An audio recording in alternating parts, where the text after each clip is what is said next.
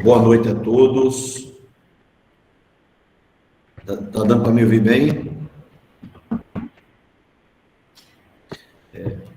Boa noite a todos. Boa noite, doutor Paulo.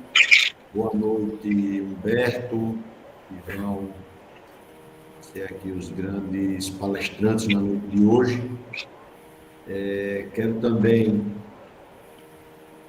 saudar aqui a todos os prefeitos presentes, os secretários municipais de educação, e também a todos os procuradores municipais também que estão participando, e também a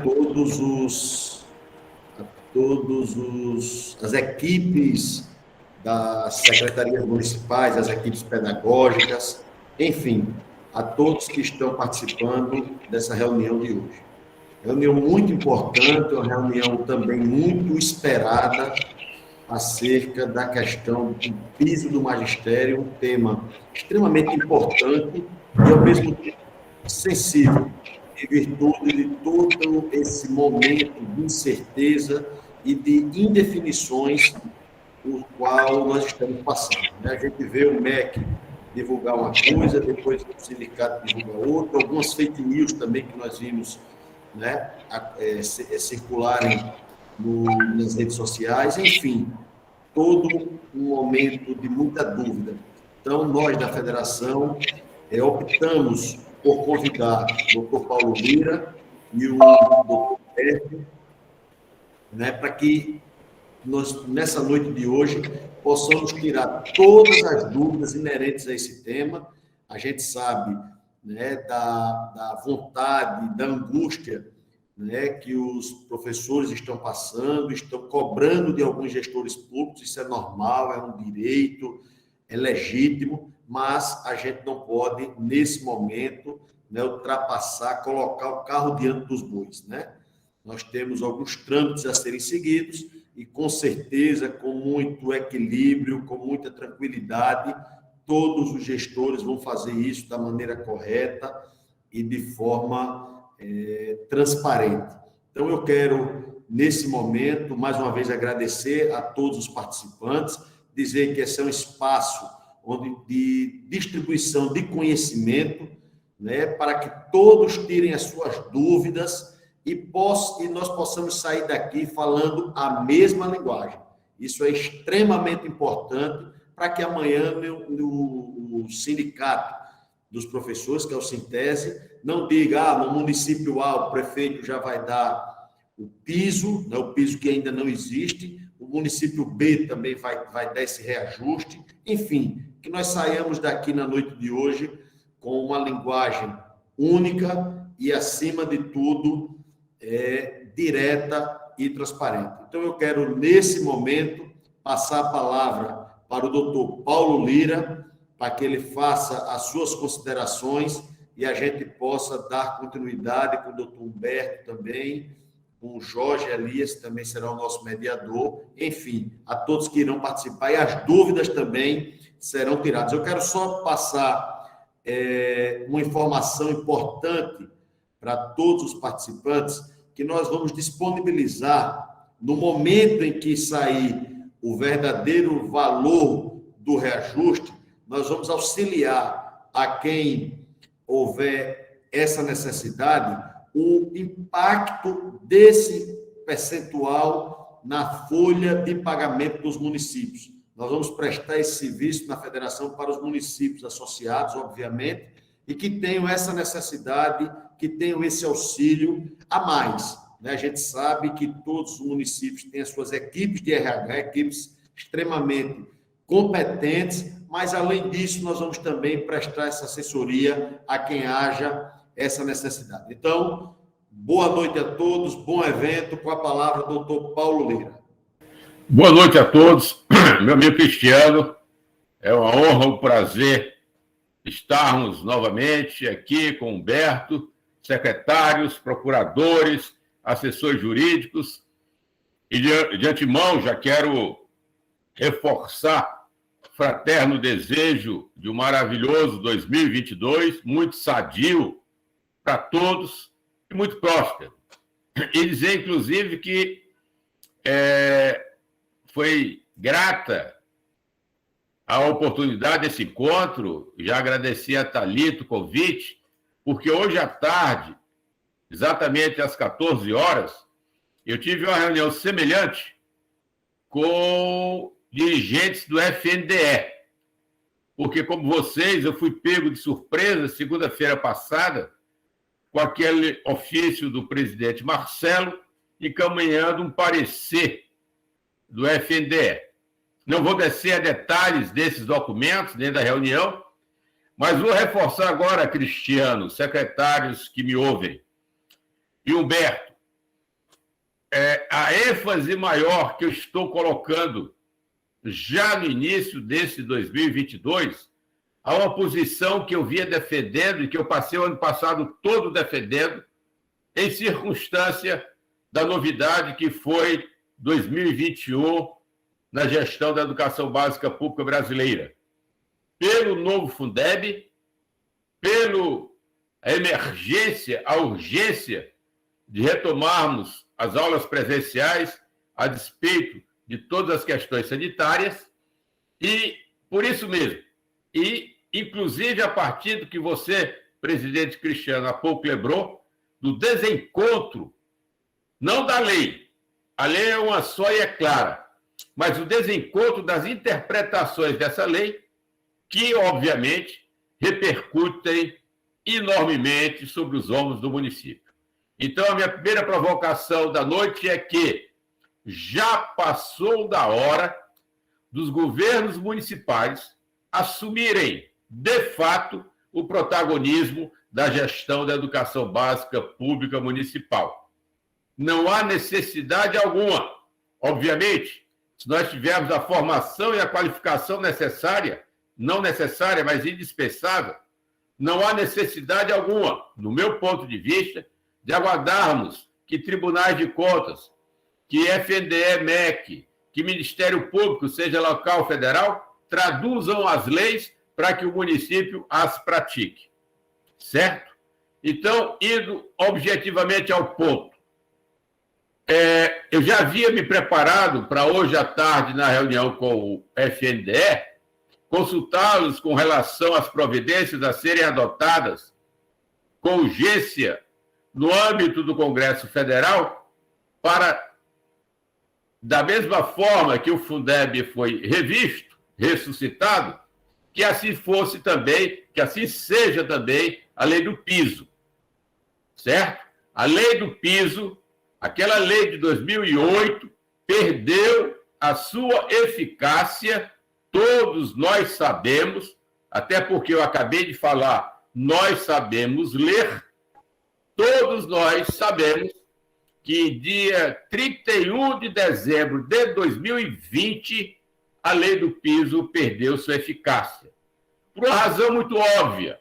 O artigo 5º da lei do piso estabelecia que o piso teria que ser revisto todo mês de janeiro, indexado ao valor aluno-ano. E no dia 25 de dezembro de 2020, o que era o valor aluno-ano passou a ser valor aluno-ano. F, valor aluno-ano. T, valor aluno-ano R. Qual deles seria, então, adotado se a lei continuasse em eficácia? O R, que nem foi posto em prática ainda, que só será em 2023. O T, que teve variação positiva e negativa nos 5.570 municípios brasileiros, ou o F? Então, por essa lacuna na lei, que não é lacuna, por essa circunstância, é a primeira razão da lei do piso haver perdido a eficácia. A segunda razão é que o mesmo aqui, o artigo 5º da lei do piso, diz que seria revisto todo mês de janeiro, em observância à lei 14.194, que era a lei do Fundeb, que foi revogada no dia 31. Então, por dois motivos, a lei do piso perdeu a eficácia.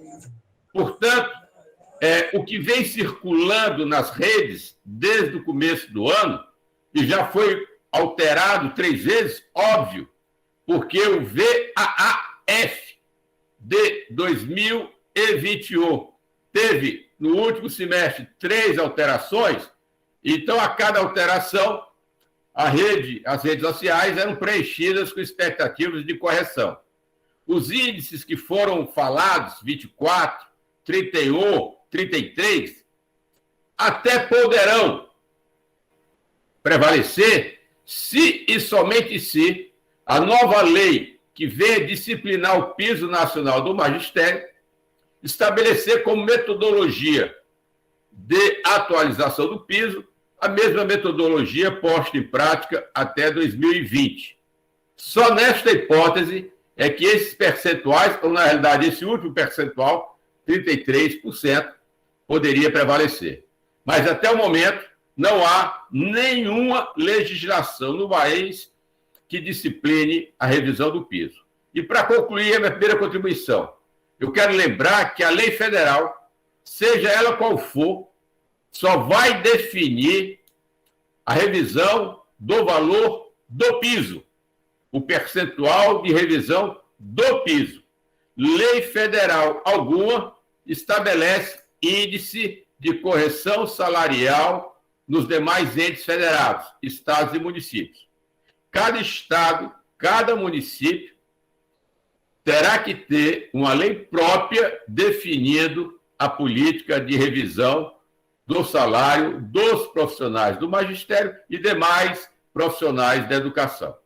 E nesse parênteses eu quero lembrar, até porque fui questionado essa semana, o piso continua sendo especificamente, ou continuará sendo, para os profissionais do magistério. O novo Fundeb prevê que 70% devam ser aplicados, excluídos o VAR, que será transferido a partir de 2023 para os municípios que se habilitarem para tanto, excluído o VAR, excluídos 15% do VAT, que obrigatoriamente tem que ser aplicados em despesas de capital, é uma outra novidade, não é mais possível aos municípios que recebem VAT aplicar 100% da arrecadação do Fundeb com folha de pagamento. Certo?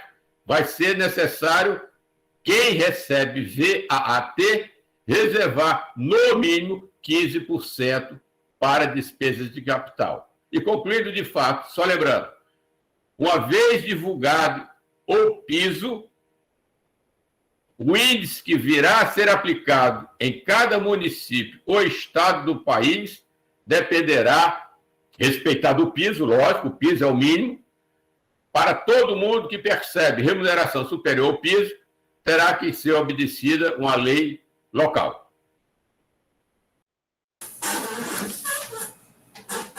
Boa noite a todos. Eu não sei se o presidente Cristiano vai usar da palavra nesse momento, mas pela orientação que a Thalita está me passando, eu posso entrar direto aqui. Eu já aproveito para saudar o próprio presidente Cristiano, e para quem não me conhece, eu acho que a grande maioria que está aqui já convivem conosco de uma forma direta ou indireta, mas eu sou o professor Humberto Gonzaga, presidente nacional da UNCB, né? E estou aqui com muita satisfação, atendendo o convite do presidente Cristiano Cavalcante, a quem eu saúdo nesse momento pela brilhante atuação que está tendo à frente da FAMES, aqui no estado de Sergipe, e estou acompanhado nesta reunião do nosso consultor, professor Gineilson Santos, que é sergipano, né?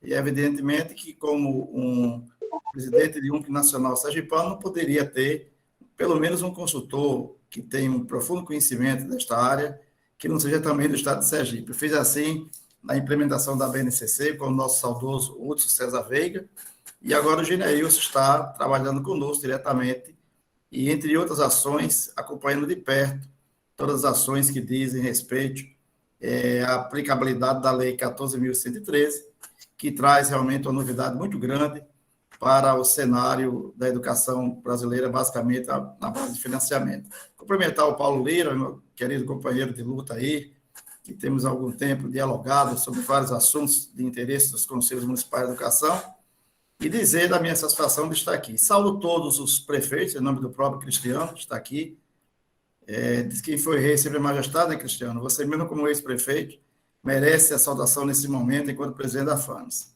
E quero saudar os demais presidentes de conselhos municipais de educação e também dos CACs Fundeb, em nome do professor Dias Júnior, que preside o CACs Fundeb estadual e que traz para esse momento, e em vários outros que os conselhos têm se reunido, a sua presença. É algo muito significativo nesse regime de colaboração e participação que se efetiva aqui no estado de Sergipe. E eu quero, de pronto, passar para o Gineilson para que ele possa... A minha posição hoje é muito cômoda, de mediador. Eu irei fazer isso na perspectiva de entendimento de tudo que será discutido no dia de hoje e passaria para o professor Gineilson para ele que possa trazer também suas considerações como consultor da OMC Nacional a respeito do piso salarial nacional do Magistério Público que está em discussão. Pelo convite, Gilberto, agradecer ao presidente da FAMES, Cristiano Cavalcante, pela iniciativa de tal evento, de grande importância nesse momento em que a gente se encontra com tantas dúvidas a respeito dessa questão do piso do magistério, ao palestrante Paulo Lira, que coloca essas questões com bastante propriedade. A gente vive um momento de grande incerteza por conta de todas essas, não por conta da lei, mas por conta justamente dessas tantas interpretações e que, de fato, traz uma certa incerteza, uma certa segurança no momento em que os prefeitos vão lá tomar a sua decisão com relação à implementação do piso nacional. Só reforçando aqui a fala de Paulo Lira, eu sou Gineilson dos Santos, como o Humberto colocou, sou consultor da UNCM Nacional, sou sergipano, indiarobense, terra do divino, cidade bela. E assim, o cenário que nós temos hoje com relação à lei do piso é o seguinte: nós temos uma lei do piso de 2008, como bem colocado pelo Paulo Lira, que tinha, lá no seu artigo 5º, parágrafo único, um dispositivo que estava amparado pela antiga lei do Fundeb. Lei esta que, como bem foi dito, foi revogada. E aí, nós nos deparamos, dentro dessa mesma sistemática, com a promulgação da Emenda Constitucional 108, que traz lá, no seu artigo 212-A, a linha 12, que, textualmente, diz o seguinte: lei, a linha 12, lei específica disporá sobre o piso salarial profissional nacional para os profissionais do magistério da educação básica. E aí, de pronto, nós temos a promulgação da nova lei do Fundeb. E aí, as discussões elas foram sendo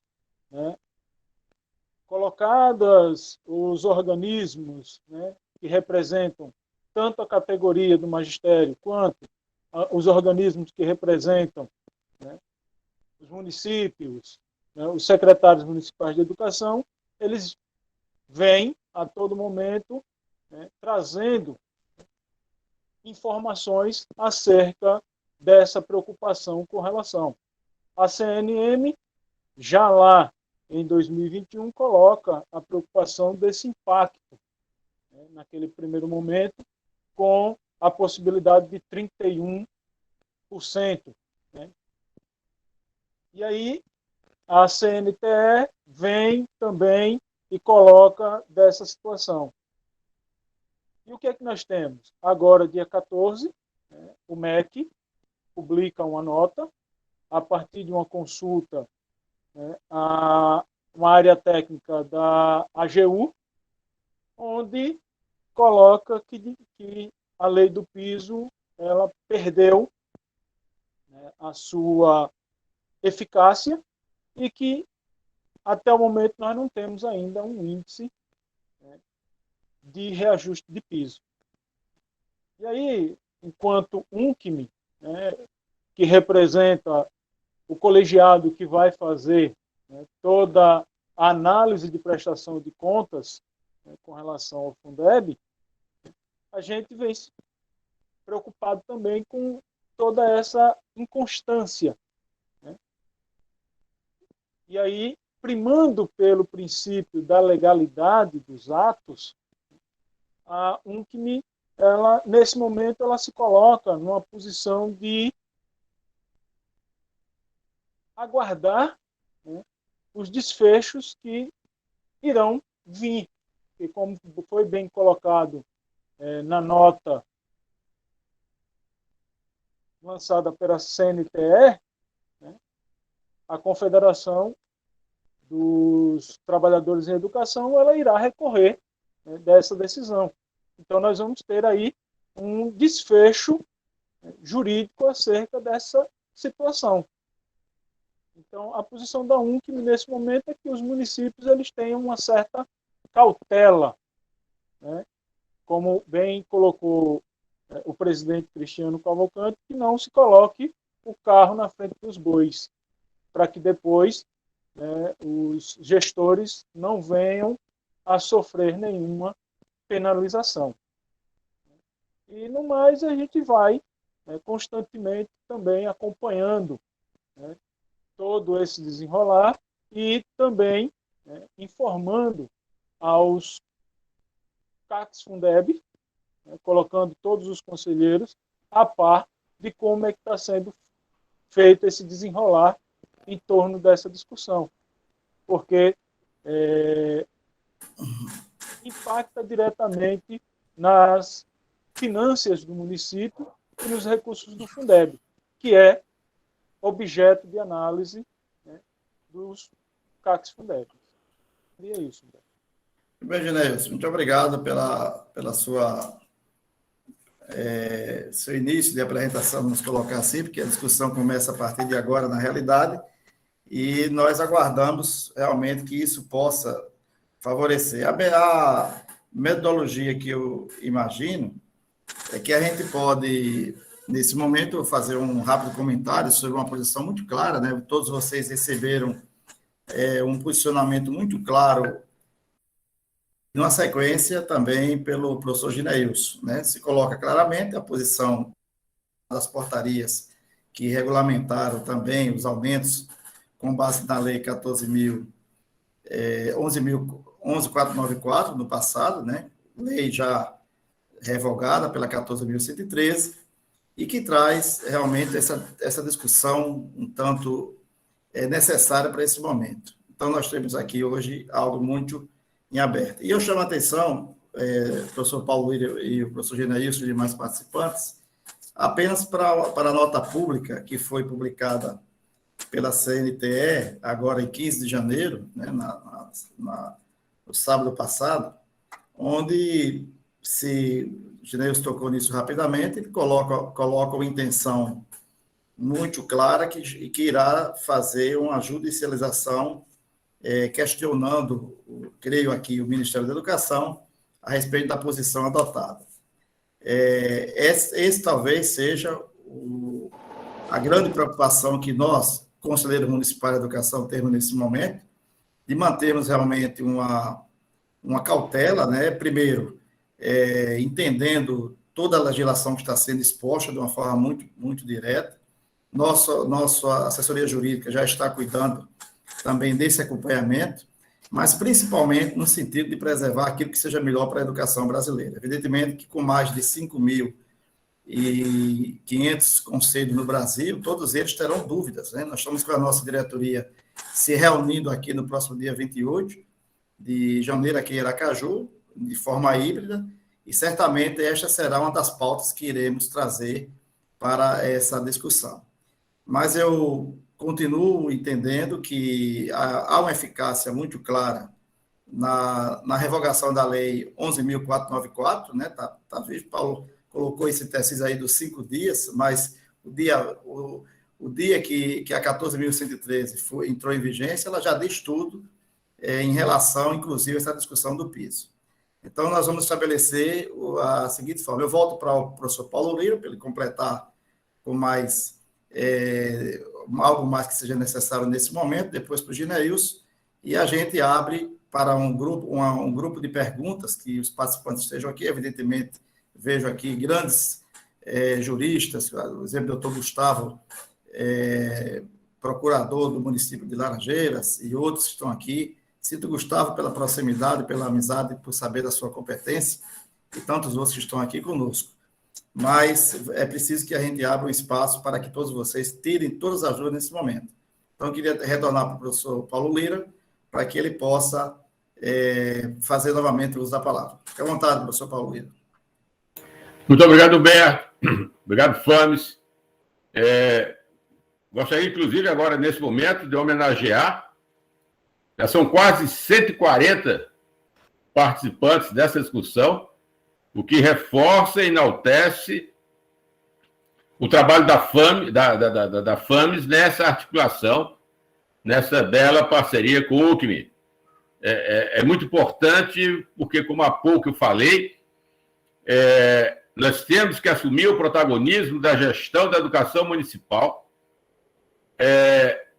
Esses desencontros, a lei é a mesma, a lei 14.113 é a mesma do dia 25 de dezembro do ano passado, de lá para cá, por mais estranho que seja, antes da lei completar um ano, foi necessário um projeto de lei da mesma relatora do Fundeb, professora Doria, para esclarecer, não mudou. Eu tenho repetido isso enfaticamente. É óbvio que cada segmento, Gineilson e Humberto, se referiram à CNTE. A CNTE é a Confederação Nacional dos Trabalhadores da Educação.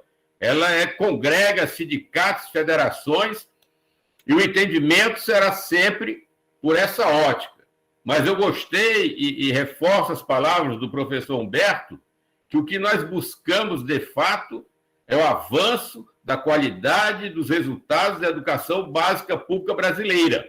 Foi para isso que o Fundeb foi modificado, foi para isso que a contribuição dos recursos federais passarão de 10% para 23%, esse ano já são 15%, foi para isso que, foi por esse motivo que os novos indexadores do valor da União, valor aluno ano, VAAT e VAAR, não serão transferidos automaticamente para os municípios só em razão da matrícula, como foi Fundef, Fundeb e como é o VAAF. Tanto o VAAT exige compromisso e desempenho dos entes federados, né? Nós tivemos aí, no ano passado, centenas de municípios brasileiros não habilitados a receber o VAAT por não terem cumprido com obrigações, quer da Constituição, quer da lei do Fundeb, em 2019. Esse ano, 2022, já foram publicadas as relações dos municípios também inabilitados, e nós sabemos que para se habilitarem ao VAR a partir de 2023, os municípios e os estados terão que também que atender a 5 condicionantes. Então, é importante para todos nós, quase 150 de participantes nesta sala, sabermos com muita clareza que essas mudanças do Fundeb têm como propósito a elevação da qualidade dos resultados da educação básica pública brasileira. É para isso que mudou. É para isso que vem mais recursos. E alguns estados e municípios, por exemplo, no ano passado, 7 ou 8 municípios sergipanos, pela primeira vez, receberam recursos da complementação da União. Esse ano será mais. Certo? Então, o que eu gostaria agora, parceiros, de reforçar, dentro desse meu conceito de assumirmos a governança da educação básica, é que, de fato, nós temos que investir cada vez mais na qualificação e na formação dos gestores da educação básica. E, desta forma, eu posso dizer, nesse cenário da FAMES, como eu disse no finalzinho do ano passado, em Cascavel, Paraná, no evento promovido pela Undib do Paraná, onde havia mais de 400 secretários municipais de educação, né? Porque um termo que vem sendo repetido, e, salvo engano, um dos oradores anteriores a mim, o Janeilson ou Humberto referiram, a tal da segurança jurídica. Eu perguntei lá naquele evento Paraná o que me assegurava que a segurança jurídica do MEC, ou a segurança jurídica do FNDE, ou a segurança jurídica dos tribunais de contas, ou a segurança jurídica do Ministério Público, federal ou estadual, estaria além da segurança jurídica de um município. E falo isso para provocar, no bom sentido, aos gestores, aos procuradores e assessores jurídicos que estão conosco nessa sala. Lendo a lei com muita clareza, porque está lá, claro, está escrito no português escorreito, não resta dúvida, certo? Não deve ser a perspectiva ou o fato da CNTE falar ou já ter recorrido, judicializado essa postura do MEC, que desde o ano passado nós sabíamos que iria prevalecer. É óbvio. O artigo 5º, há pouco, Gineilson e Humberto se referiram a ele, da lei 14.494, ele, repito, ele fala textualmente, valor aluno ano.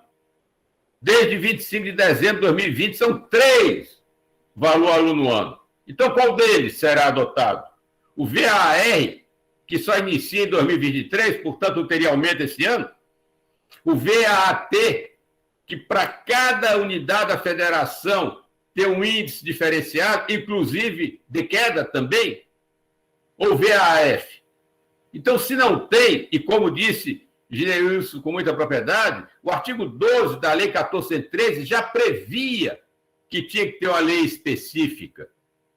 Já previa que tinha uma lei específica. Com relação a essa perspectiva de judicialização, nós temos que ouvir o que disse Humberto, disse Gineilson e disse o MEC sexta-feira passada. Aguardar. A lei do Fundeb 1413 já dizia, repito, como lembrou Gineilson, no artigo 12, já previa, no dia 25 de dezembro de 2020, portanto, há mais de um ano, a lei dizia que há que haver uma lei específica para definir o piso nacional do magistério. Certo? Então, eu não estou fazendo qualquer juízo de valor sobre o índice. Pode ser qualquer um desses propagados, desde que a nova lei adote a mesma sistemática. Certo? E repetindo, e reforçando, piso é um só. É o menor valor que um profissional do magistério no Brasil pode receber. Qualquer revisão salarial de quem recebe salário ou vencimento superior ao piso depende de lei municipal, no caso dos municípios, ou lei estadual das redes estaduais. A lei federal não define índice de correção salarial dos profissionais do magistério, municipais ou estaduais, que percebem remuneração ou salário ou vencimento base superior ao piso. E estou à disposição para qualquer pergunta. Gineilson, você faria a complementação e em seguida a gente abre aqui para um agrupamento de perguntas. Tem algumas perguntas aqui no chat já que a gente pode socializar, mas eu passaria para você mais 5 minutos aí para você fazer o fechamento também da sua posição inicial. Ok, Huberto. Como bem colocou o Paulo Lira, né, a questão da segurança jurídica que os municípios têm que ter acerca das suas ações. Mas lembramos também, né, que mesmo durante a antiga lei do Fundeb, todos os municípios só aprovavam as suas leis de reajustes após a publicação do MEC, justamente por não ter a segurança, né, e de implementar as suas leis, com medo de que pudessem estar, né, incorrendo em algum tipo de erro. E, da mesma forma, diante de todas essas alterações que foram feitas agora, né, com a promulgação da nova lei do Fundeb, né, como bem colocou aqui, que em um ano já teve, né, que ser reformulada, justamente para poder sanar, né, algumas dúvidas acerca, principalmente, do enquadramento de quem seriam, né, abarcados pela denominação de profissionais da educação, né, que teve a necessidade de se promulgar uma nova lei, atualizando a nova lei do Fundeb, né? Então, assim, essa segurança jurídica, né, ela é importante, né, e ela já vem sendo observada, né, já há muito tempo, porque todos os municípios eles ficavam aguardando que o MEC primeiro divulgasse lá no seu site, né, o percentual que seria de reajuste, mesmo a lei já dizendo lá que seria a variação, né, do crescimento aluno dos últimos 2 exercícios, mas eles ficavam aguardando que o MEC publicasse lá no seu portal o índice para só assim lançar suas leis municipais. Então, ter essa segurança jurídica, ela é importante para que os municípios, os gestores, os secretários de educação, não venham a ter que responder por nenhuma improbidade.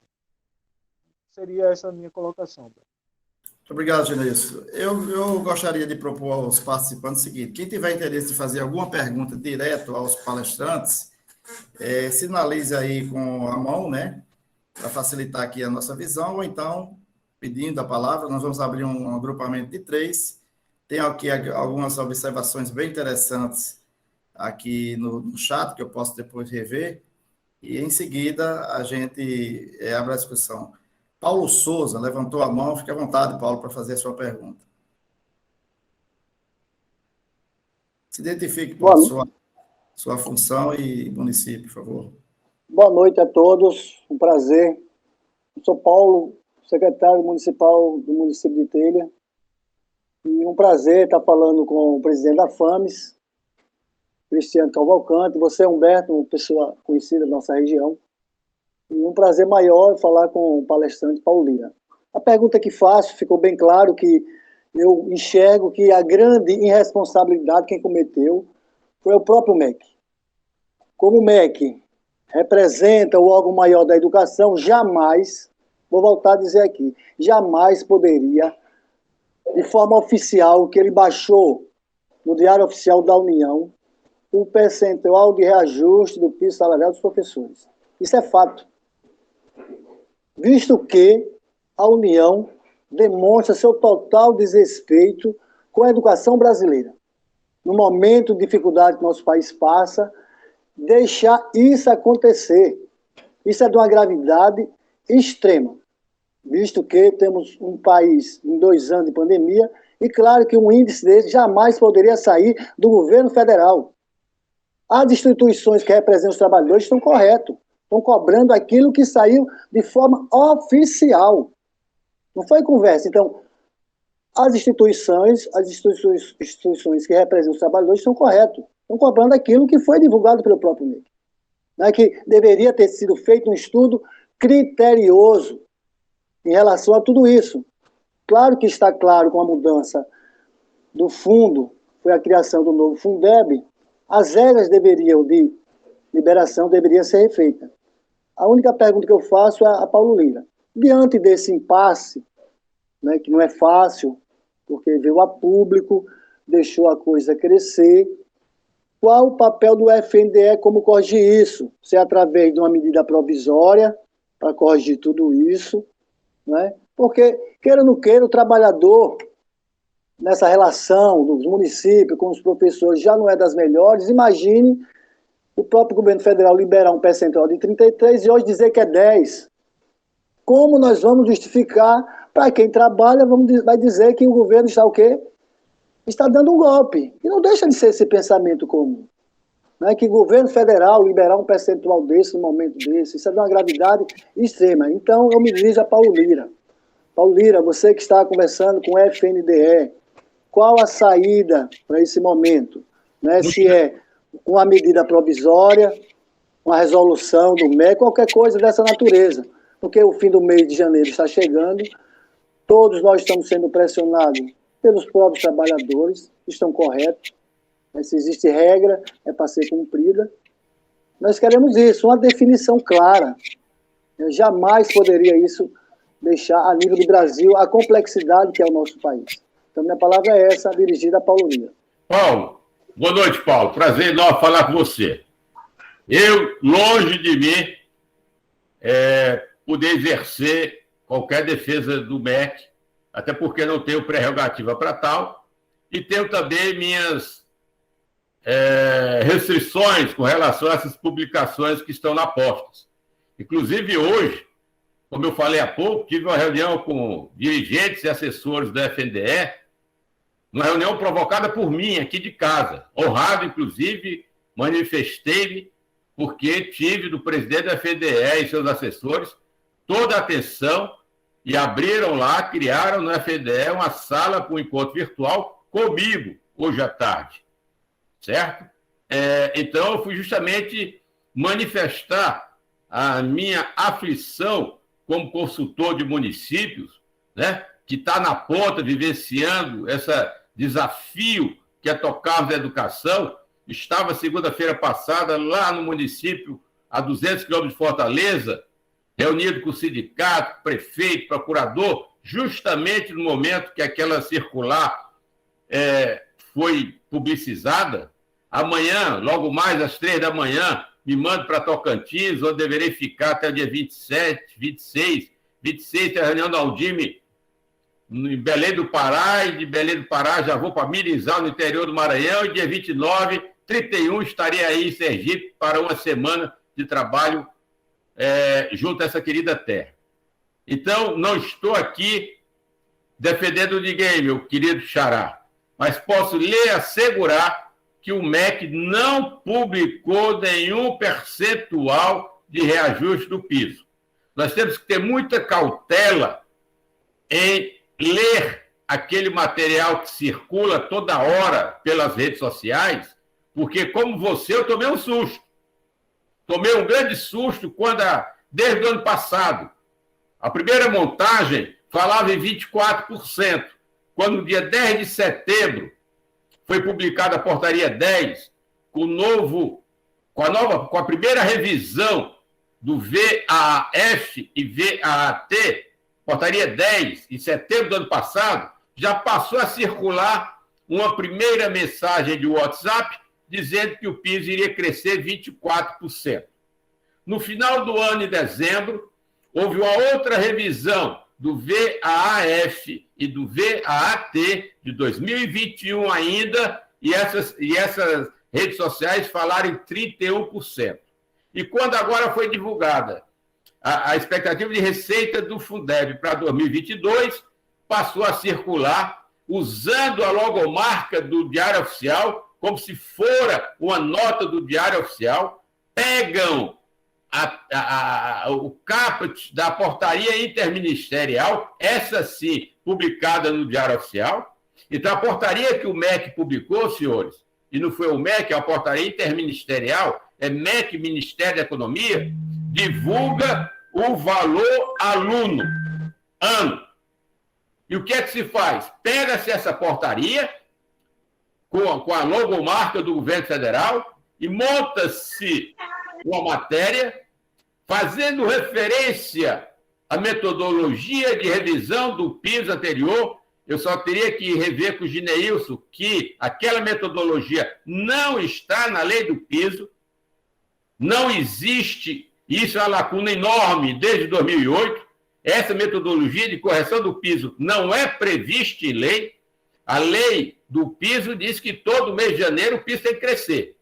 Aí lá numa troca de pareceres, um DIME, não sei se a UCM participou, Concede, AGU, salvo engano, foi da AGU que saiu lá um TERT, saiu lá uma orientação que pegava essa correção do valor de 2 anos anteriores, etc. Isso foi uma ferramenta não prevista em lei, uma metodologia não prevista em lei, que foi adotada de 2008 até agora.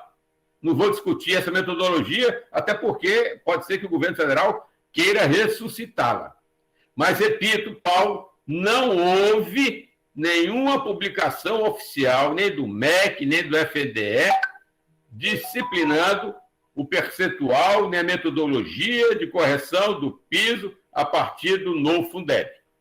Essa matéria que circula, essas notas que circulam nas redes sociais, usam o cabeçalho da portaria interministerial que revê VAAF e VAAT e tenta induzir esse entendimento que o meu querido Paulo Souza de Telha teve. Respondendo, o que é que há que haver, certo? Não sei se é uma medida provisória, porque o que a lei de Fundeb fala, Gineilson repetiu com muita ênfase e propriedade, prevê no artigo 12 que uma lei específica deverá disciplinar o piso nacional do magistério a partir da lei 14.113, de 25 de dezembro de 2020. Se vão antecipar esse entendimento a partir de uma medida provisória, que eu acho que não seria o caso, porque, repito, enfaticamente, a lei do Fundeb já prevê que há que haver uma lei específica. Então, o que tem que haver é uma decisão no âmbito do Congresso Federal, revendo aquela lei de 2008, editando uma lei de 2022, que defina percentual, cronologia, índice de revisão do piso. É isso que tem que haver. Repito, não houve, até hoje, nenhuma publicação oficial estabelecendo o índice de revisão do piso. O que circula na rede desde outubro de 2021 são expectativas de índices. O primeiro foi 24 e qualquer coisa, o segundo 31 e qualquer coisa, o último 33 e qualquer coisa, que só prevalecerá, obviamente, o último deles, se a nova lei mantiver a dinâmica, a ferramenta e a metodologia de revisão anual do piso nacional do magistério. Esta é a circunstância agora. Muito obrigado, professor Paulo Lira. O Paulo Souza pediu aqui novamente a palavra, mas antes de eu passar, meu caro secretário municipal de Educação do município de Telha, me permite fazer aqui alguns registros, né? E começo, evidentemente, aqui pelos secretários municipais de Educação, que estão aqui presentes, poderia citar todos, mas vou citar 3 aqui: o Marcelo de Japoatão, Joseana de Capela e Maurina de Laranjeiras, grandes secretários que estão aqui prestigiando esse evento. Quero fazer uma saudação também muito especial a Tuca Alencar e Tobias Barreto, que é diretora de formação da UNCB Sergipe, e ao meu companheiro Eduardo César, vice-presidente da Regional Sudeste da UNCB de São Paulo, que está aqui também nos prestigiando. Um abraço a todos, sejam muito bem-vindos. Antes de passar para Paulo, eu queria completar aqui uma observação que eu achei muito interessante, que está aqui no chat, de Bruna Raíza de Oliveira, ela coloca bem assim, viu? Tanto Paulo como Geneilson, concordo com o Paulo Souza. Inclusive, alguns municípios já acordaram com o Sindicato dos Trabalhadores de Educação em Sergipe, o valor percentual de 33,23, já em janeiro agora. Eu vou passar para Paulo, mas eu vou até colocar aqui um pouco de novidade no processo. O meu questionamento é para o professor Paulo Souza também. Caso esses municípios já tenham acordado, evidentemente que passam por leis municipais, né, para poder viabilizar, eles poderão fazer isso, se for vontade do chefe do executivo, de permanecer com o percentual que, teoricamente, seria aplicado no processo? É a minha pergunta, mas o professor Paulo Lira pode deixar para depois. Primeiro, Paulo Souza tem prioridade aqui. Paulo, fique à vontade, meu caro secretário de TE. Pronto, diante dessa situação, já que não temos uma lei específica, né, de correção do piso, que é isso que está mostrado, né, e não temos um tempo hábil que o Congresso não vai ter essa velocidade, isso significa dizer, né, que os municípios que anteciparam essa situação estão correndo sérios riscos, né, de já ter garantido, porque a própria lei fala que o reajuste tem que ser no mês de janeiro. Nós já estamos caminhando para a terceira semana de janeiro. E se vamos aguardar, ou seja, inicialmente não teremos piso. Fica subentendido isso, o entendimento. Já que não temos uma lei específica, a gente não sabe qual direção o MEC vai tomar, significa dizer que nós temos que aguardar o máximo que a gente possa aguardar, né, enquanto não sair de forma oficial. Então, o problema é esses municípios que anteciparam, porque temos gestores que gostam de cumprir e garantia do direito. O de telha mesmo está muito ansioso porque sabe que o índice é alto, existe sacrifício das gestões municipais para a garantia do direito. Ele está na gestão e é um grande gestor nesse aspecto, de manter a garantia do direito. Como temos essa insegurança, né, que é isso que está causando, né, já que não temos uma lei específica, o MEC não se pronuncia oficialmente. Então, nós, como município, o que eu pergunto a Paulo Lira é, temos que aguardar. Essa é a solução nesse momento. Paulo, e todos os demais 140 companheiros de discussão. É justamente isso que eu estou dizendo desde o começo da minha aula. Primeiro, não é o MEC que define índice de correção de salário, senhores. Nós temos nós, gestores da educação, nós temos que dominar essa lei. Eu concordo com o Geneilson que nós temos segurança jurídica em tudo que fazemos. Todo gestor público tem que ter segurança jurídica.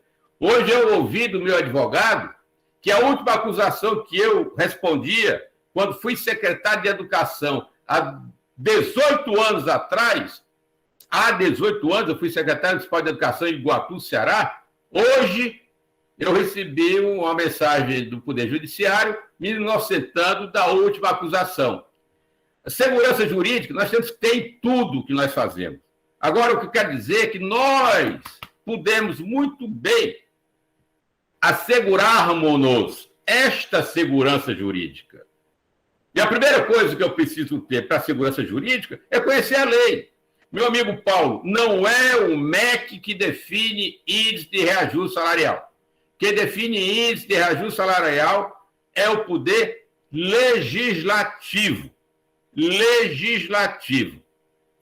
Então, nós temos sim que aguardar a lei. Segundo, você com muita sobriedade falou que o governo de Temer e você próprio buscam garantir a lei.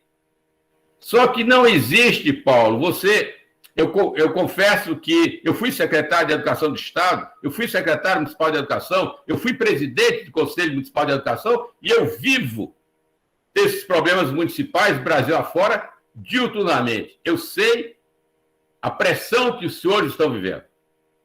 Mas quando eu disse, no começo da minha fala, que a lei do piso foi revogada, Paulo, entenda-se que não existe no Brasil hoje obrigação alguma de rever piso em janeiro. Não tem. Quando você falou que Temer buscou cumprir lei, que lei? A lei que estabelecia que o salário tinha que ser revisto em janeiro foi revogada no dia 31 de dezembro de 2020. Não existe lei. Agora, nada impede que a lei que vier a ser aprovada logo mais defina que o piso vai ter que ser atualizado desde janeiro de 2022, até porque a Lei Complementar 173 proibiu o reajuste salarial de servidores públicos no ano passado, e a lei que vier a ser aprovada terá o efeito financeiro retroativo a janeiro. Mas, nesse momento, não precisa, Paulo, prefeito ou prefeita de Telha, se preocupar em segurança e observar a lei, em, como você disse, garantir, cumprir a garantia do direito, que neste momento, dia 17 de janeiro de 2022, não há direito algum com relação ao piso. O piso que existe hoje é aquele que foi estabelecido. Como a Constituição brasileira não admite redução salarial, o piso é este de 2020 ainda, já que em 2021 foi proibido fazer reajuste salarial.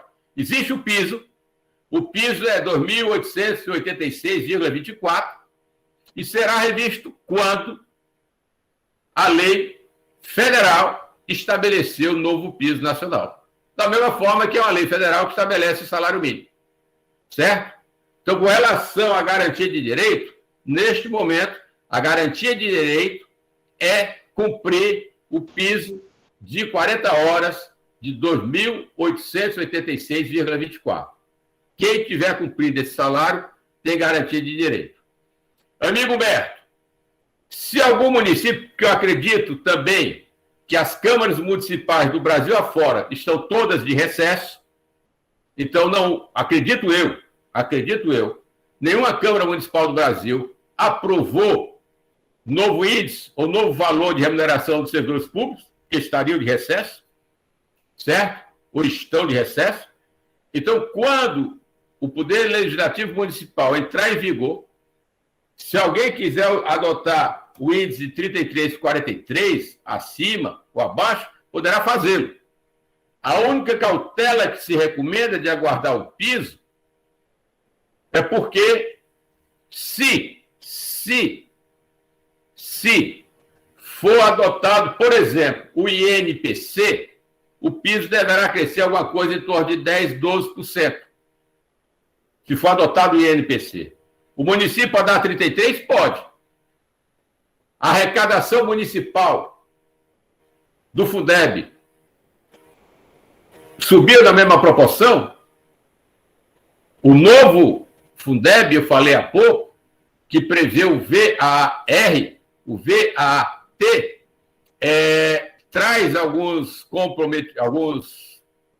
condicionantes, e entre eles está a qualidade da gestão, a melhoria do desempenho, a redução do desnível social, o crescimento dos indicadores de aprendizagem, a redução da evasão escolar, a redução do desvio em idade séria. Tem uma série de condicionantes que os municípios devem buscar com ênfase para aumentar a possibilidade de crescer na complementação da União, que é importante, muito importante, na minha ótica, que nós condicionemos todo o avanço do novo Fundeb ao que ele pretende, que é o avanço do processo de ensino-aprendizagem.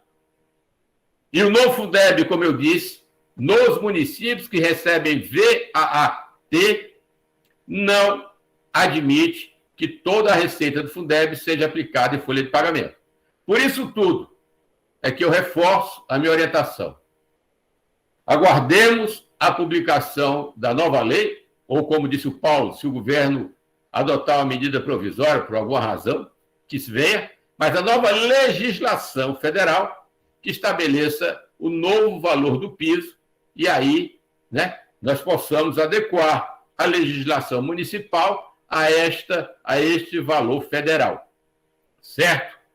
Então, não há por que nos preocuparmos com relação à garantia de direito, porque a obrigatoriedade de revisão do piso nacional e do salário do piso no município e no estado. Em janeiro, estava indexada a uma lei que já foi revogada. Então, não existe, neste momento, no Brasil, esta obrigação. Muito obrigado, professor Paulo Lira. Na realidade, eu questionei justamente porque é uma pergunta que respeita o direito do ente federado, inclusive, de tomar posicionamentos, né, além da perspectiva que tenha sido, entre aspas, assim, recomendado ou colocado como uma discussão principal. Eu coloco assim, enquanto presidente da ONG, também a minha posição de respeito. Eu acho que todo profissional, e os profissionais do magistério mais ainda, merecem mais do que nunca revisões a cada ano, pelo esforço que enfrentam no dia a dia. Nesse período de pandemia, nós vimos assim uma atuação muito plena de todos os professores no Brasil, se superando com essas aulas remotas, não presenciais, e que trazem realmente uma discussão muito de interesse da UNCM, né? E nós que estamos hoje agregando a filiação dos CACs Fundeb a nível nacional, e temos acompanhado de perto. Agora, dia 20, eu fui, evidentemente, pelo direito exercido pelo edital de convocação pelo Ministério da Educação, eu fui conduzido, né, para participar do Fundeb a nível nacional, do CACs Fundeb nacional. E prefiro ter a minha consciência muito tranquila de acompanhar de perto determinadas discussões, que é uma posição inversa, né? Na realidade, nós vamos apreciar o recurso que será distribuído nacionalmente, diferente do que ocorre hoje com os recursos que a gente recebe para fiscalizar. Então, nesse cenário de hoje, a gente vê aqui grandes legisladores, Lorival Sobrinho, nosso grande amigo que está aqui presente, nos prestigiando, também o doutor Milton Eduardo, procurador do município de Brejo Grande, que está aqui conosco, e se somam com esses outros que estão aqui, trazendo realmente uma presença de discussão de alto nível que estamos realizando aqui hoje, né? Secretário de Educação, meu querido amigo Jackson Crisóstomo, lá de aqui da BAN, já foi presidente do Conselho Municipal de Educação, o Elton traz aqui um exemplo, Paulo e Janaílson, eu queria até colocar para vocês no chat. Ele coloca assim: em Rosário, ele é o atual secretário de Educação de Rosário do Catete. Em Rosário do Catete, acordamos com o sindicato aguardar um prazo de 90 dias para entender o comportamento das receitas entre os meses de janeiro e março e também o posicionamento oficial do MEC. E parece que Paulo Lira já conversou sobre isso com o presidente do MEC, mas é mais uma pessoa de um nível muito de entendimento e de uma atuação muito plena na educação do Sergipe, que coloca a posição de aguardar realmente, por um prazo menor, acredito, essa discussão. Se a medida provisória for efetivada, como se comenta, inclusive, nós teremos uma discussão mais efervescente nos próximos dias, né? E que seja esse o encaminhamento maior. Por isso que a UNCM tem se acautelado, né, entendendo, primeiro, o cumprimento da legislação da lei que foi revogada, a 11.494, não há o que se discutir sobre isso, eu acho que está mais do que claro. Aliás, para mim está claro há muito tempo, né? Agora foi que surgiu essa discussão com a publicação do Custo Aluno, que traz realmente uma discussão paralela dentro desse pleito que é feito pela CNTE, é muito justa, por sinal. Acho que cabe realmente, enquanto confederação, exercer esse papel e lutar por ele dentro daquilo que for legalmente previsto, né? É isso que a UNCM tem feito. Nós já mandamos para o nosso jurídico, ele está acompanhando de perto, com a mesma cautela. Vamos reunir a nossa diretoria e temos realmente uma posição no momento oportuno que toda a legislação poderá nos oferecer. Essa posição do secretário Elton, ela mostra também no mesmo direcionamento. Eu acho que esse é um caminho a ser percorrido por todos que tenham realmente uma visão de futuro necessária para essa discussão. Mas eu queria passar também aqui algumas... eu acho muito interessante esse público que está aqui presente, entre procuradores, prefeitos, entre secretários de educação, porque nós estamos discutindo algo que pode sofrer mudança até amanhã, né? Se ocorrer a medida provisória. Não ocorrendo, está colocado muito claro uma posição de cumprimento da lei e uma posição, nessa nota que eu me refiro, da CNTE, também de questionamento dentro da legalização possível, que comporta, por exemplo, até, Paulo, aqui, não sei se você já deve ter lido também essa nota, mas a CNTE também ela admite aqui no final que há uma perspectiva de alterar o reajuste pelo INPC, né? Então, acho que isso é voz, diria assim, corrente no Brasil inteiro, essa possibilidade. Existe uma proposta anterior aí de 2008 da presidência da República, do presidente Lula, inclusive, que poderá vir à tona. Seria um momento até oportuno, me parece que houve uma tentativa de se colocar em votação no ano passado e não foi possível. De forma que eu devolvo para você falar basicamente hoje, agora aqui nesse momento, Paulo, se o INPC vigorar, o que é que poderemos fazer? A medida provisória já nos dá segurança para efetivar esse reajuste pelo INPC de forma imediata, caso ocorra? Sem dúvida, sem dúvida. E eu queria aproveitar também, professor Humberto, vendo alguns comentários, aqui eu me refiro ao Tuca Alencar, que fala, obviamente, da dificuldade de trabalhar junto aos professores, é que o que eu tenho me preocupado muito, principalmente no ano de 2022, que é um ano eleitoral, certo?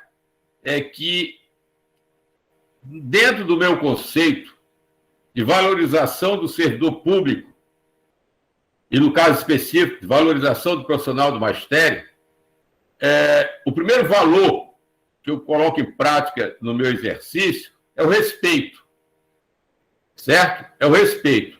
E no nosso caso, que mexemos com um colegiado importante, do segmento importante da sociedade, o respeito, para mim, está basilado da fala da verdade, para não buscar enganar ninguém, porque realmente a frustração de uma expectativa, a vida nos ensina, é muito pior do que a ausência de expectativa. Por isso é que eu reforço a importância de nós aguardarmos. Eu vi, por exemplo, as manifestações do Acácio Dantas, né?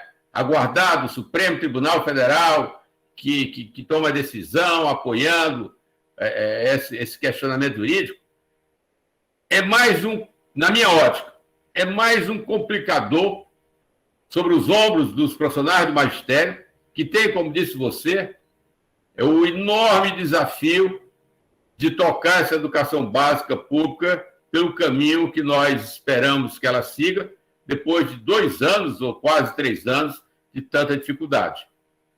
De fato, quando eu falei na expectativa do INPC, e você lembrou bem, quando a lei do piso foi aprovada em meados de 2008, o presidente da República de então, já de imediato, mandou um projeto de lei para o Congresso, propondo, aí sim, por intermédio de uma lei, que o piso fosse revisto anualmente com base no INPC. Esta lei está no Congresso desde 2008. E, de fato, a partir da edição do novo Fundeb, durante o ano passado todo, se discutiu em alguns ambientes, em algumas circunstâncias, se não seria a hora de ressuscitar essa lei, que já está posta lá, né? Fazê-la correr os trâmites do Congresso e torná-la em realidade. Sim, Humberto, uma das alternativas que eu tenho ouvido nas idas a Brasília como uma das mais factíveis. A lei está lá, aprova o INPC, que deve ser em torno de 10%, 12%, né? Depende da inflação final apurada para 2021, e aí seria aplicado, e obviamente se a lei reforçar, desde janeiro. A outra alternativa seria tomar a mesma decisão a partir de uma medida provisória, que aí seria iniciativa do Executivo e não do Legislativo. Mas, em qualquer circunstância, é aguardar. É o que está na lei, certo? É o que está na lei. Não é interpretação, como o Ronald Gama diz, é leitura, é o que está escrito. É o que está escrito. Então, não se trata aqui de interpretar para o lado esquerdo ou lado direito. Porque essas interpretações, por exemplo, nós atravessamos o ano de 2021 todinho, não é objeto da discussão de hoje, para entender quem seriam os profissionais da educação. quando a Constituição, com muita claridade, diz que profissional da educação é quem trabalha na educação. A PEC fazia referência aos profissionais da educação, a PEC 108. A Lei 14.113, quando aprovou a PEC, falou em profissionais da educação. Aí colocou um adendo, de acordo com o artigo 61 da LDB de 20 de dezembro de 96. Se nós lermos o artigo 61 da LDB de 20 de dezembro de 96, veremos que lá só há dois incisos, e não faz nenhuma referência a grupos de profissionais da educação. O inciso 1 fala que tem que ser valorizado, apoiado a formação em serviço, aprendizagem, etc. E o inciso 2 fala na formação técnica. Mas, alguns disseram, Paulo, a LDB foi revista em 2009. O inciso 61 da LDB de 2009 tem 5 incisos. Só que quem está tomando por base a LDB de 2009 não leu, com a devida cautela, o caput do artigo 61. E o caput do artigo 61 da LDB de 2009 descreve quem são os profissionais da educação escolar. Profissionais da educação escolar. Por que em 2009 se colocou escolar e a de 2096 não tinha? Eu não sei, que eu não integro, nem integrei as discussões, nem integro o Poder Legislativo. Mas o artigo 61 da LDB de 2009 descreve quem são os profissionais da educação escolar. E a PEC 108 fez referência aos profissionais da educação, e a Lei 14.113 faz referência aos profissionais da educação. Então, eu defendo, desde janeiro do ano passado, que aquilo que a Lei 14.726 aprovou agora no dia 27 de dezembro, que profissionais da educação são todos. É a interpretação do Paulo Lira? Não, é o que está na Constituição Federal. A LDB é a lei complementar da Constituição. Mas o artigo 61 da LDB, repito, de 2009, descreve quem são os profissionais da educação escolar. E o Fundeb não trata de profissionais da educação escolar, trata de profissionais da educação. Então, são essas nuances, certo? Que, obviamente, quem quiser interpretar algo diferente do que está posto no português, lá, escorreito de Olavo Bilac, obviamente tem toda a liberdade. Tem toda a liberdade, lógico. Mas a leitura direta, objetiva do que está posto no papel já permitia, desde janeiro de 2021, reconhecer e entender o que se levou 2021 todo discutido até o dia 28, 27 de dezembro, causando um estresse monstruoso, invasão de Secretaria de Educação aqui, lá em Valparaíso de Goiás, lá não sei aonde, Tocantins, por conta dessa dificuldade de leitura, chamemos assim. Não se trata, amigos, de interpretação. É do que está posto no papel. É do que está posto. Agora, cada um pode interpretar a seu bel prazer, mas o que está na lei, e que, se judicializado for, os representantes do Poder Judiciário terão que se ater ao que está na lei, não pode ser diferente, certo? O que está na lei é muito claro. Obrigado, continuo às ordens, mas já agradeço, honrado, a possibilidade e, como eu disse, logo mais de 31 de janeiro a 5 de fevereiro, estarei aí nos ares sergipanos. Seja bem-vindo, Paulo. Estamos aqui lhe aguardando. Eu quero aproveitar aqui para fazer aqui as saudações finais, a presença aqui dos prefeitos Júnior Chagas, de Poço Redondo, a prefeita Alba, de São Francisco. Um abraço aí, Alba, nosso amigo Ailton Nascimento, o prefeito Marcel Moab, de Campo do Brito, grande prefeito da região do Agreste Sergipano, está acompanhado, inclusive, de sua secretária Perla, aqui, prestigiando o nosso evento. Também o presidente do Conselho de Cumbe, Augusto Vieira, que está aqui conosco. Muito obrigado, Augusto, pela sua sempre participação em todos os sentidos, né? E, com isso, a gente fecha realmente um momento histórico, eu diria, dessa discussão, que deverá continuar em outro momento, né? Eu quero aqui agradecer de uma forma muito específica a FAMES, por mais um convite. Estamos aqui, eu acho que eu e Paulo já tivemos aqui umas 3 ou 4 vezes no ano passado, né, completando, sobre diversos temas. É bom que se frise que o Fundeb veio à tona agora, mas discutimos outros temas também, e acho que a UNCM tem feito o seu papel de colaboração com uma entidade de centro, de conciliação, mas que com uma posição muito firmada pela autonomia plena a ser exercida na educação brasileira, com um respeito muito grande aos gestores dos municípios, aos secretários municipais de educação, aos profissionais do magistério, aos professores e os demais profissionais também. Essa é a UNCM que tem feito essa parceria muito forte a nível nacional com a CNM, e que tem trazido também situações muito práticas para essa discussão. Mas me parece que tem aqui dois pedidos que eu não posso negar. O primeiro é do meu querido doutor Milton Eduardo, procurador de Brejo Grande, e de Rosijane Hipólito, secretária hoje de Divina Pastora, salvo engano. Eu vou passar para eles dois e depois a gente fecha essa reunião de hoje. Doutor Milton, fique à vontade.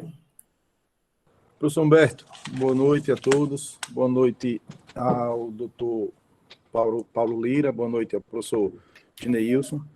Agradecer mais uma vez a esse evento, a promoção da FAMES, na pessoa do seu presidente, Cristiano Cavalcante, e demonstrar a importância que tem esse tema, sobretudo após a última lei, agora do dia 24, 25 de dezembro, e que está trazendo alguns, eu não falo constrangimentos, mas algumas dúvidas, tanto para os colegas advogados como para os gestores, os secretários de municípios que estão sempre preocupados no atendimento das suas pastas. Mas tem uma outra situação que circunda todo esse tema e que eu acho que também não pode ficar de fora. Também tem que ser trazido para a discussão que não é somente a questão do valor que tem que ser pago do piso e de qual lei aplicar nesse determinado momento. A fala do doutor Paulo para mim, foi bastante esclarecedora, só que o que me traz também uma preocupação é que a gente tem um outro calo, e quem atua frente aos tribunais de contas sabe disso. Nós temos um outro calo nos gestores, é que você tem uma lei de responsabilidade fiscal do ano de 2000, onde nós estamos hoje no ano de 2022, e que a LRF ela não representa mais uma realidade frente à necessidade e à vivência das administrações públicas, sobretudo dos municípios que dependem quase que única e exclusivamente das transferências voluntárias ou das transferências constitucionais obrigatórias e que não conseguem aumentar a sua receita corrente líquida. Claro que não quero trazer essa discussão para cá, até porque não é momento, não se tem tempo para isso. Mas temos que olhar não somente pelo aspecto da legalidade, mas também pelo aspecto da juridicidade, olhando esse aspecto como um todo, que se continuar, é um trabalho que eu venho fazendo e que eu venho trazendo a todas as vezes, todas as peças que eu peticiono junto ao Tribunal de Contas, todas as reuniões, eu venho trazendo esse assunto. Se continuar como vai,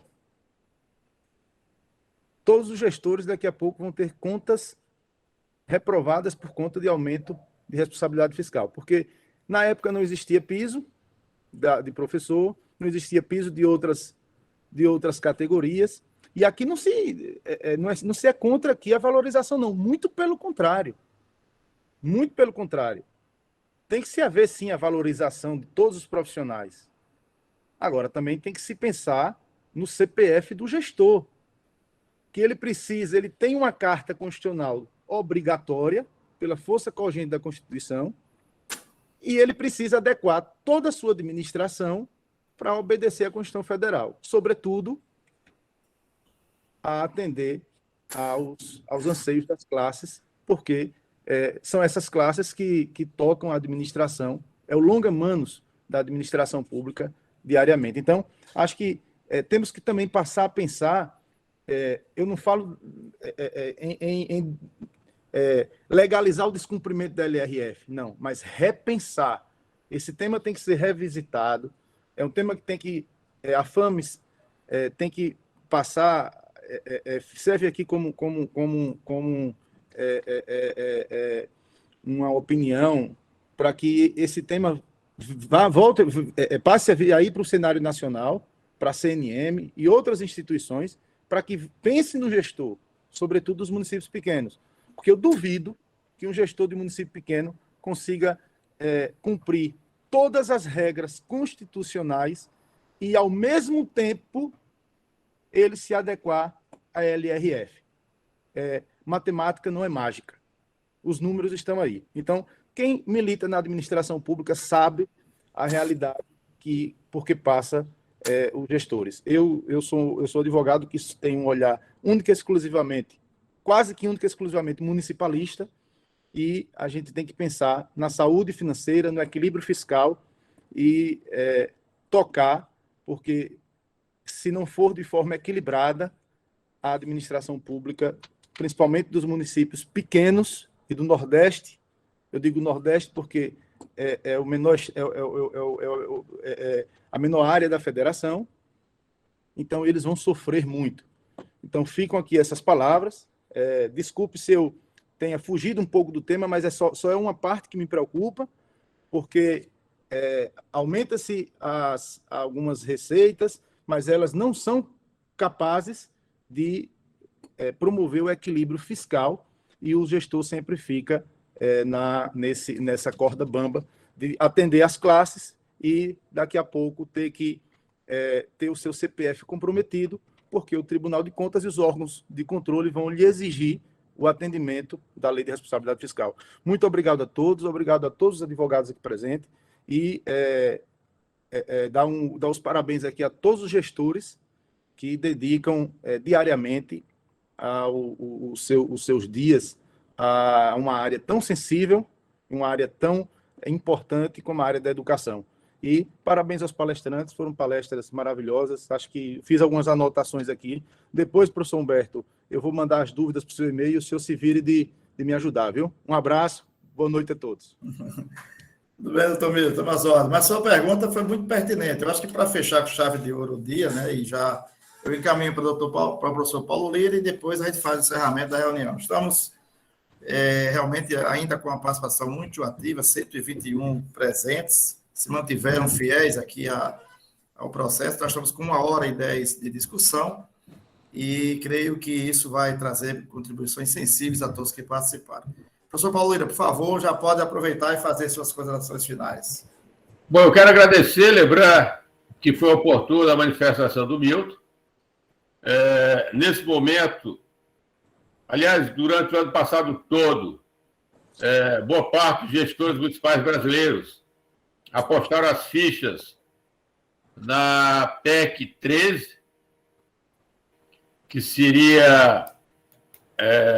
aliás, ainda porque estava caminhando no Poder Legislativo dentro da forma pactuada, mas no finalzinho do ano houve a ruptura do pacto, de sorte que a emenda constitucional que prevê não cobrar de prefeitos e governadores a observância do limite mínimo de 25% da receita corrente líquida em 2020 e 2021, embora aprovado em 2 votações no Senado, embora aprovado na Câmara, né, na comissão da Câmara, ela no final do ano passado, foi passada por uma comissão especial e continua no aguardo. Quer dizer, mesmo que venha a ser aprovado agora, esse ano 2022, prevalece, porque o objetivo da PEC é justamente esse, dispensar a obrigatoriedade dos 25% de 2020 e 2021. Isso ainda está aí no aguardo de um posicionamento. E concordo, eu tenho acompanhado, Milton, com algum carinho e com alguma proximidade os aspectos de equilíbrio econômico-financeiro de municípios sergipanos. Há municípios pequenos, de limitadíssima receita própria, aí em Sergipe, que vinha mais ou menos com comprometimento de 80% das suas receitas gerais só com folha de pagamento. Obviamente não é só a educação. Mas o município que tem que gastar em folha R$ 8 de cada 10 que arrecada, para cumprir isso numa empresa privada, era insolvência, né? Era falência clara. Então, há que haver... e aí, como eu venho falando desde o começo do ano passado, até por conta do VAT, e eu vi aqui que o Humberto daqui a pouco vai ter que responder a um secretário municipal quais são os condicionantes para receber VAT e VAR, para que o município se habilite e possa ter perspectiva de receber um VAT. Essa preocupação que o Milton Santana acabou de falar, ou seja, a sua política tributária própria tem que ser completamente revista e há que haver, como eu defendo desde o começo do ano passado, uma sintonia e uma harmonia, eu diria, nunca antes praticada entre Secretaria de Educação, Secretaria de Finanças e setor tributário dos municípios. É importante trabalharem conjuntamente. Eu tenho até lembrado, ter sugerido que o CIOP passe a ser um instrumento trabalhado no gabinete do secretário de Educação, obviamente, com pessoas que dominem aspectos contábeis e financeiros, porque, por exemplo, para que o município demonstre que está investindo mais recursos na educação infantil, é no CIOP que o Ministério da Economia, o INEP e o Ministério da Educação irão consultar. Então, é importante que todo e qualquer investimento do município em educação infantil, eu sei que os municípios já fazem a folha de pagamento distinguindo quem é educação infantil e quem é ensino fundamental.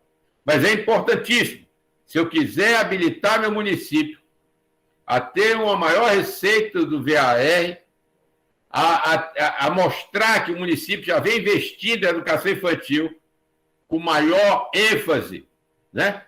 Porque vocês que acompanham no Fundeb viram que a lei do Fundeb exige que o município invista. Da leitura inicial da lei, estava claro, 50% do VAT em educação infantil. Mas já houve uma interpretação lá por cima que não são 50%. Depende do indicador de educação infantil e de cada município. Se os senhores não sabem, procurem no site do FNDE, que lá existe o indicador de educação infantil de cada município já para 2022.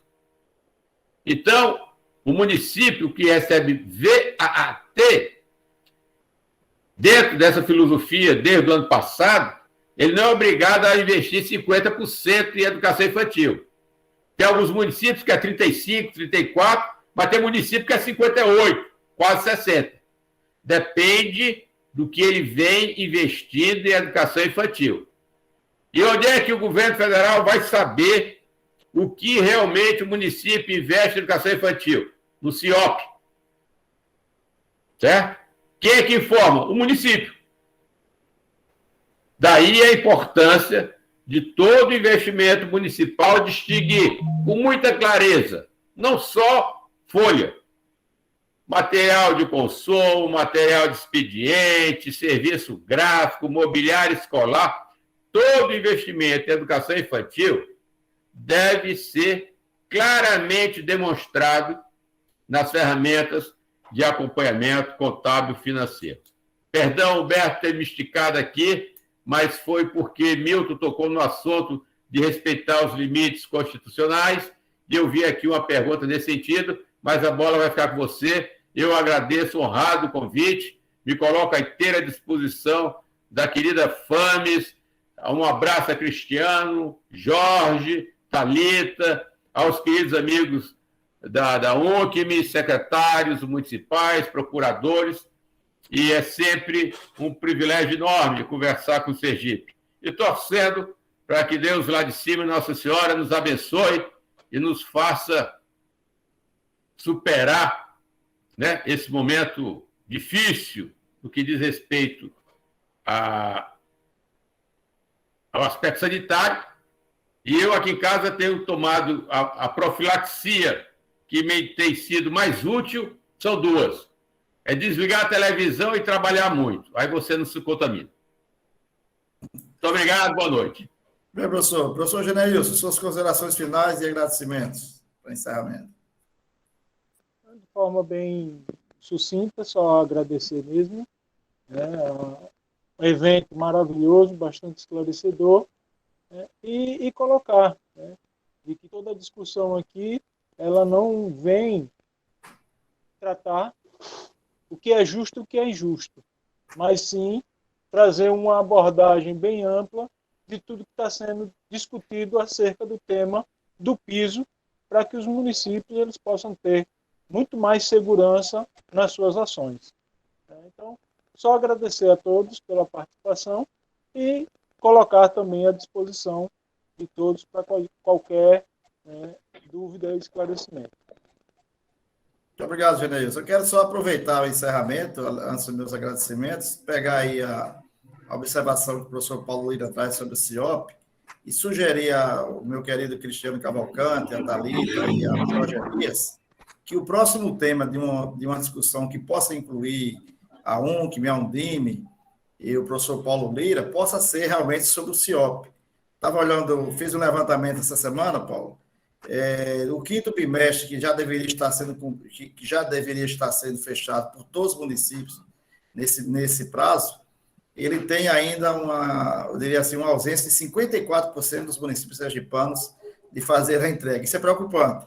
Já estamos, assim, há 13 dias para podermos entregar o sexto bimestre, que é o bimestre de fechamento, e necessário para avaliar muitas das situações que estiveram presentes no ano de 2021 que vão refletir em 2022. Aí fica aqui a minha sugestão para que a gente possa sentar, quem sabe, no próximo mês, no início de fevereiro, para discutirmos o CIOP, que é importante que o que Paulo acabou de falar é algo que a gente vem discutindo há mais de um ano, a ONC vem monitorando nacionalmente a entrega desses relatórios, porque ele é fundamental para que a gestão seja concretizada e analisada.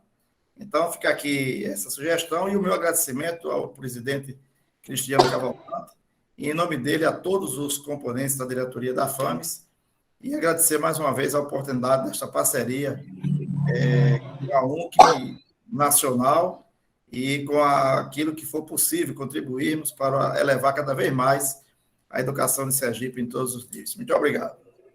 Obrigada a todos, uma boa noite. E assim que nós finalizarmos, né,